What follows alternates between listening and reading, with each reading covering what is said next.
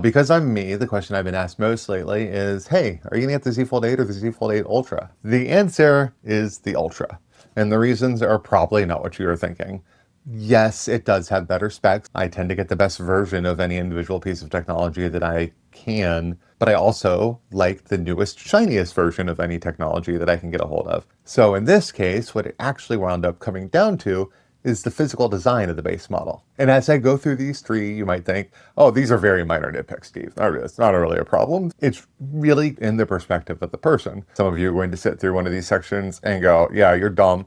And then some of you are going to just kind of nod along like, this guy gets it.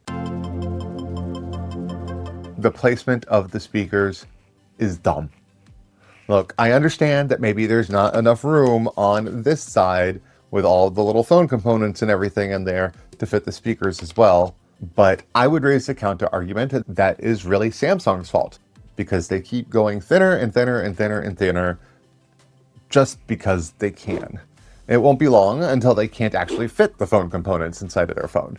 They've already done away with the S Pen. They haven't added a magnetic coil, so it has actual compatibility with MagSafe stuff. They've still left it up to the case manufacturers. And they have to put both of their speakers on this side of the panel, which means that instead of having stereo sound, if you're using your phone unfolded, all of the sound is coming out of one side. And before you ask, yes, I do have a phone case for a phone that I do not own and do not intend to own. It doesn't like everybody. Anyway, for a phone that is supposed to be designed for media consumption, I don't think that having a mono-style sound system is what most people think of when they consider good media enjoyment. But Steve, just use your earbuds. Yeah, I can, but I shouldn't have to, unless I'm out in public, and that should straight up just be the law. But to the point Samsung should have figured out, maybe taken 1/100th of the money that they put into shoving AI into every hole of these phones into a little bit more of the physical design. So let's start getting into the stuff that is not actually goofs on Samsung's part and just really comes down to the form factor. You might notice that the magnet ring on this is right here, which, I mean, that's a logical place for it. It's as centered as it can be. It's not like it could be actually centered in any reasonable way. Even I don't think that they should have to figure out a way to put the cameras around something with it. It's going to have its MagSafe ring here. If you've got a MagSafe stand, it is going to be all lopsided like this. You are going to have some stability issues. It's going to be fine for watching stuff, but as soon as you start tapping, it's going to probably fall over. And there's not really anything that could have been done about that. They are not going to somehow place the magnetic ring on the hinge, although that would be neat. But that's not even really my main issue with the MagSafe ring. So the real problem, and I sort of harp on this a lot in my reviews, is that larger MagSafe accessories are just going to need not apply with this phone.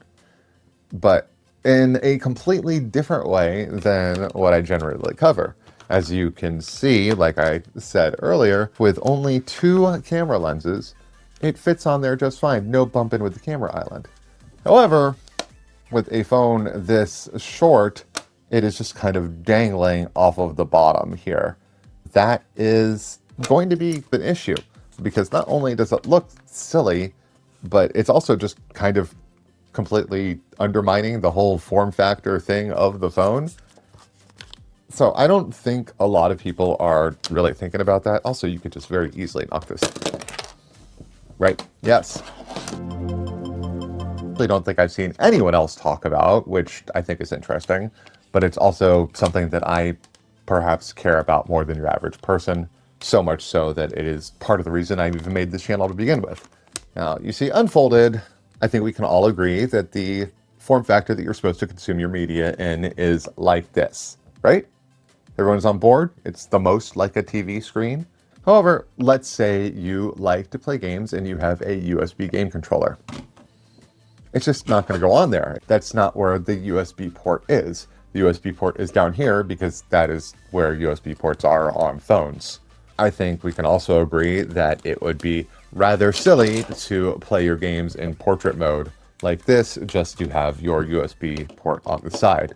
If you have what is probably the most popular gaming controller, the backbone, the gaming controller that really sort of popularized controllers for phones, you're going to wind up still needing to get a Bluetooth gaming controller because the USB one just isn't going to cut it. So yeah, these three things might be very minor, and a good chunk of you probably don't care about at least one of them at all. But when you take them all together, it was enough of a deterrent to push me into the Z Fold 8 Ultra camp and away from the new shiny wow wider version. And hey, let me know down in the comments if you care or don't care about any of these factors. I'd love to hear everyone's opinions, or if there's some other reason that you decided on the wide over the Ultra or vice versa, or if this generation just pushed you to the Motorola Fold. My name has been Steve. This has been a Purple Room not review, and I will see you in the next one.